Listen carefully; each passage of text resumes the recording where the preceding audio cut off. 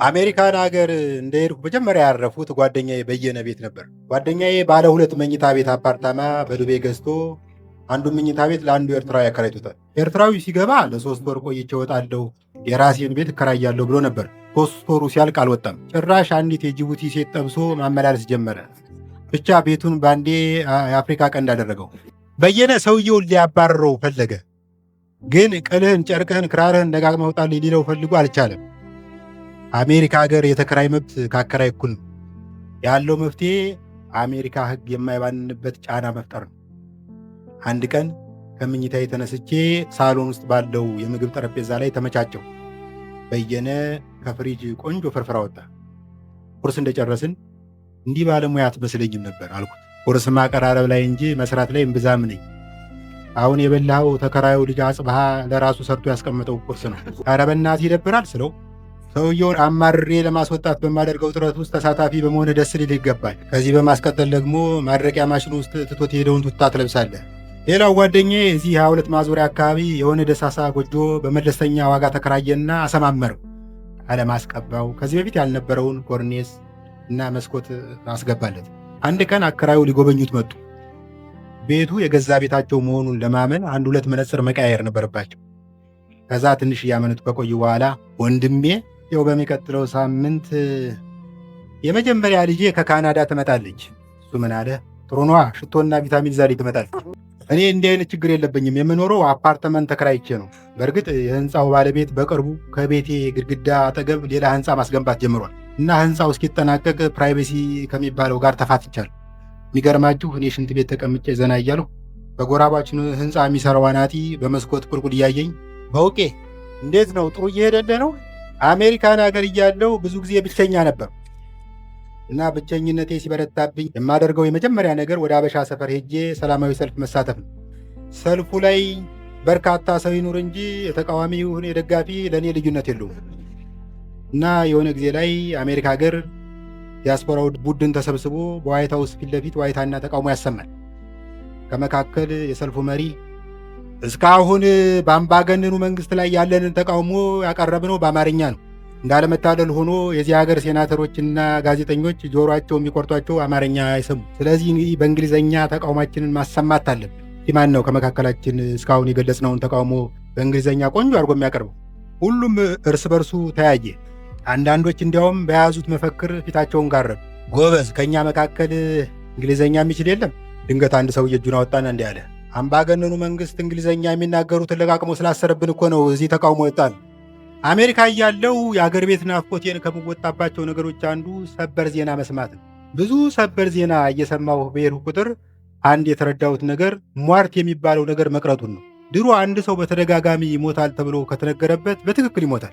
ለምሳሌ ድሮ አፄ ዮሐንስ የጎጃምን ሕዝብ በድለው ወደ መተማ ሲሄዱ አንዲት አልቃሽ እንግዲህ ንጉሱ ደህና ቢመለሱ ምንኛ ጎልድፏል ጎጃሜ መላሱ ብላ ገጠመች። ይህ በተገጠመ ከጥቂት ጊዜ በኋላ አፄ ዮሐንስ ተሰዉ።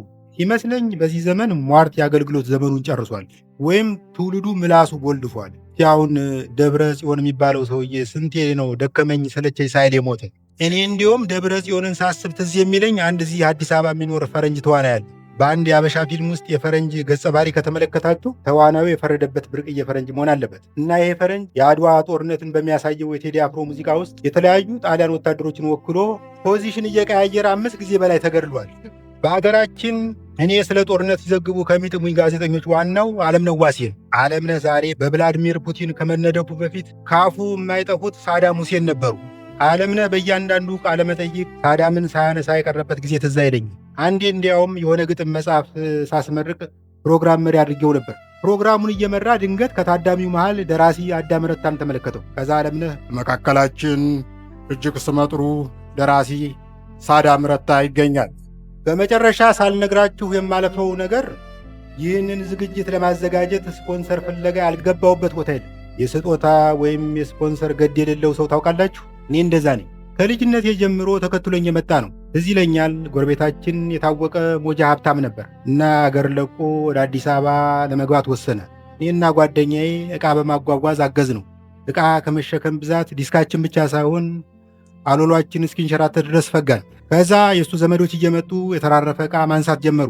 ጠረጴዛ፣ ወንበር፣ ፍሪጅ እንኳን በጊዜው አልነበረም። የዱቄት ማስቀመጫ ምናምን ወሰዱ። በመጨረሻ እኔ ወደ ሰውየው ጠጋ ብዬ ጋሼ እኛ ምን እንውሰድ ስለው እናንተ ሻወር ውሰዱ። አሁን በቅርቡ ያጋጠመኝ በላዳ የሚያመላልሰኝን ሾፌር የት ላደርሰህ ሲለኝ ልክ ከኃይሌ ገብረስላሴ መኪና መሸጫ በር ላይ ስደርስ ጣለኝ ነው። ከታክሲው ስወርድ በአጋጣሚ ኃይሌ በሩ ላይ ቆሞ በአንዱ ኤሌክትሪክ መኪና ላይ ትራንስፎርመር ምናምን እየገጠመ ነበር። ገና ሲያየኝ እኔ የምልህ እስካሁን በታክሲ ነው እንዴ የምትጠቀመው አለኝ። አዎ።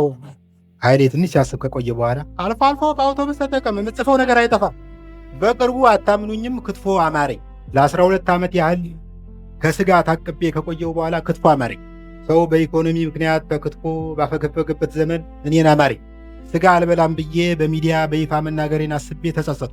ግን አእምሮቴ ረፍት ሲነሳኝ በቅርብ ያገኘሁት ክትፎ ቤት ውስጥ ገባሁ።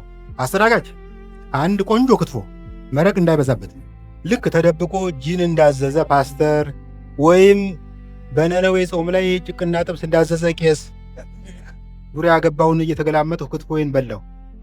ሂሳቡ ሲመጣ ሂሳብ አይመስልም። የሆነ መንግሥት ከዓለም ባንክ ጋር የሚፈራረመው የብድር ስምምነት ያለችኝን ለመክፈል ስሞክር ትንሽ ብር ጎደለኝ። የሆነ 700 ብር ገደማ ጎደል። ከዛ የሆነ ነገር ብልጭ አለን። ድርግም እስኪል ድረስ አልጠበቅኩም። ባለቤቱ ባጠገቤ ሲያልፍ ጉራጌ ክልል ነው፣ ክላስተር ቦምብ ነው ብዬ ጮህ። አስተናጋጁ ጀለስ ሌላ ሞክር፣ ባለቤቱ ዶርዜ ነው። በጣም አመሰግናለሁ።